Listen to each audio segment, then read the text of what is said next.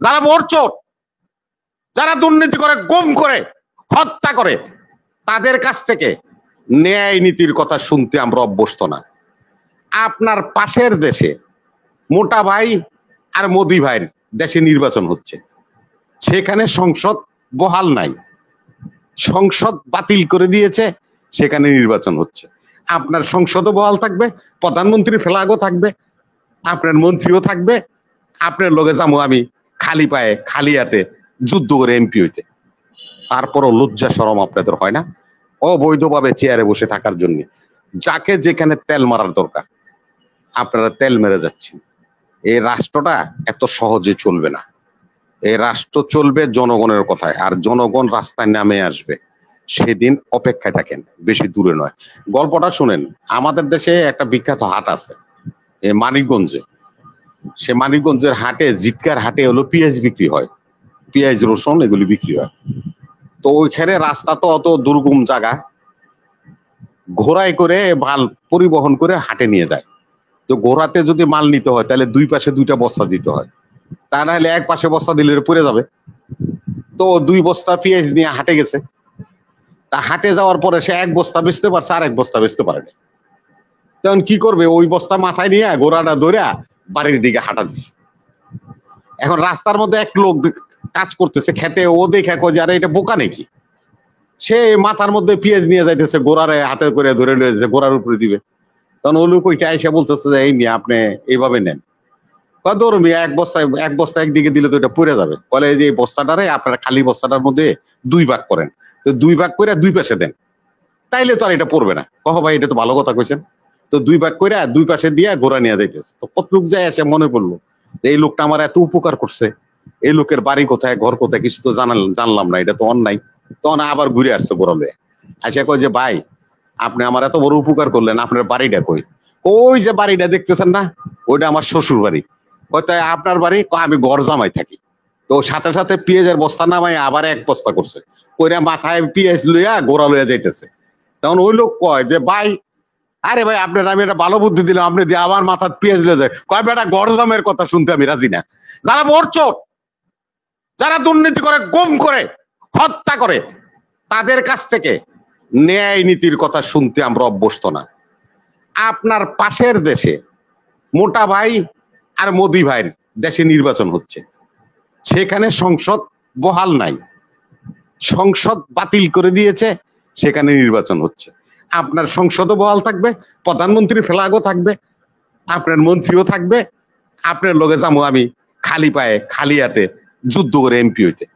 এ back করলে politics আমাকে শিখাইয়েন না। এ গড় জামাই এগো, এ যারা গড় জামাই থাকে ও গো কথায় এদের চলবে না। এদের চলবে এদেশের জনতার কাতারে এসে। আপনাকে আমি আর একটা কথা বলে দিই রিপন ভাই, এই দেশ 30 লক্ষ শহীদের রক্তের বিনিময়ে স্বাধীন হয়েছে। এই রাষ্ট্র, এই বাংলাদেশ আমার, এই বাংলাদেশ কারো বাপের না।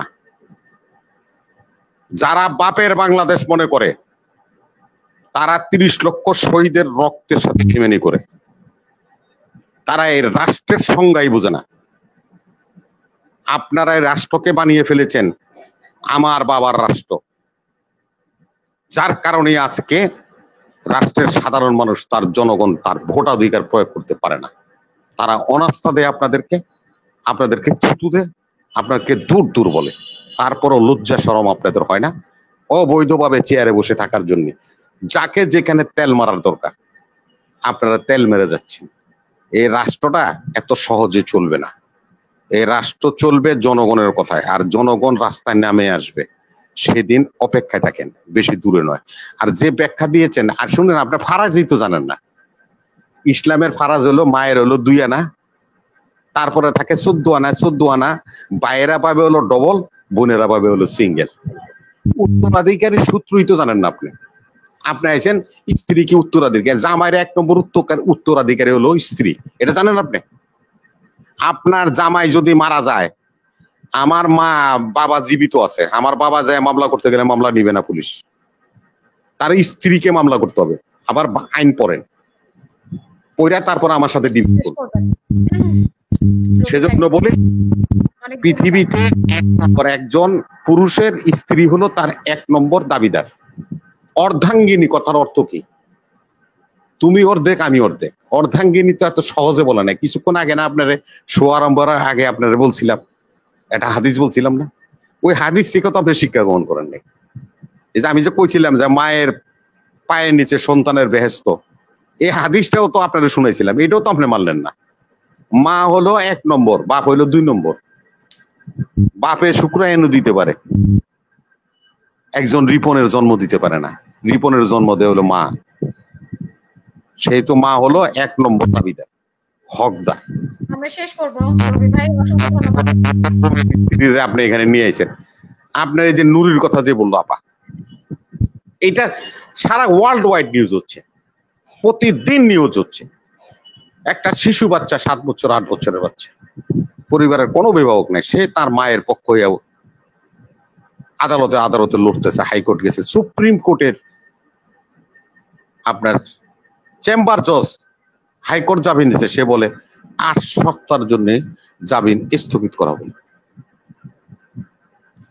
আপনি আইন, বাংলাদেশের ফৌজদারি আইনের 2টা ভলিউম আছে, একটা হলো পুলিশের জন্য আর একটা হলো আদালতের জন্য। 570টা ধারা আছে। এই 570টা ধারার কোন ধারায় এটা লেখা নাই যে অপরাধী যদি ছেলে হয় তার বাবা শাস্তি ভোগ করতে হবে, যদি স্ত্রী হয় স্বামী সাজা ভোগ করতে হবে, ছেলে হলে মা সাজা ভোগ করতে হবে, মেয়ে হলে স্বামী সাজা ভোগ করতে হবে। এরকম কোনো ইতিহাস নেই। যার শাস্তি তাকে ভোগ করতে হবে, যে অপরাধ করেছে তার বিচার হবে, তার শাস্তি হবে।